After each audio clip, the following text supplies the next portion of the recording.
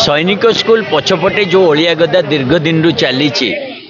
द्वारा पाखापाखि लक्षे 2 लाख जो आदिवासी अच्छा बहुत हैरान होती माने दूषित परिवेश दुर्गंध आउ गोटे प्रकार सेठी रहिबा असंभव हो जाउछ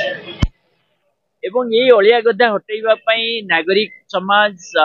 विभिन्न राजनैतिक दल दीर्घ दिन रु आंदोलन भी करछन। और सबुठ इंटरेस्टिंग कथा हूँ भारतीय जनता पार्टी नेता माने गोटे दिन अनशन बसते अलिया गदा को हटेइबा पई कारण सैनिक स्कूल है ओडिशार गोटे गौरवमय प्रतीक गौरवर प्रतीक एवं सैनिक स्कूल को जो परि भाव में हटेइबा पई योजना चलती अलिया गदा माध्यम रे एवं अलिया गदा माध्यम रे सेठी जेमती लक्षाधिक परिवार को असुविधा रे पका जाउची ता विरुद्ध रे आज हमें राजरास्ता को ओल्लै बीजेपी को आम मन पकई देवा चाहूँ जे तुम मैंने प्रतिश्रुति देथिल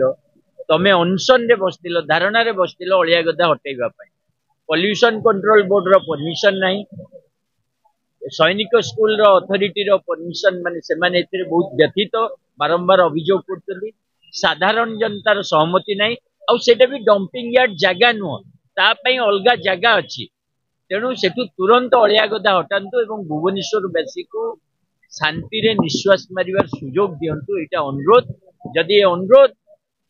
भारतीय जनता पार्टी सरकार ग्रहण न करे जो सरकार के अतीत रे आंदोलन रे बसिथिला ताले आगामी दिन रे भुवनेश्वरवासी यार जवाब देबे भुवनेश्वर सचेतन जनता या विरुद्ध रे रास्ता को आउरी अपन कोन अनुभव करछथि समस्या सर्वसाधारण समस्या भुवनेश्वर समस्या किंतु आदरे दलमत दिन समस्या पर साथ देवा सरकार बोले अनुभव करछि एते समस्त साथी देइचंदी अपन देखिबे नागरिक समाज भी या ऊपर आंदोलन करछि स्थानीय बस्ती बासिंदा आंदोलन करछंदी स्थानीय आदिवासी किछि कोर्ट रे हाई कोर्ट रे केस भी करछंदी एवं ये समस्याटा गोटे राजनैतिक दलर नुह ये पूरा भुवनेश्वरवासी स्थानीय आदिवासी मान समस्या से आम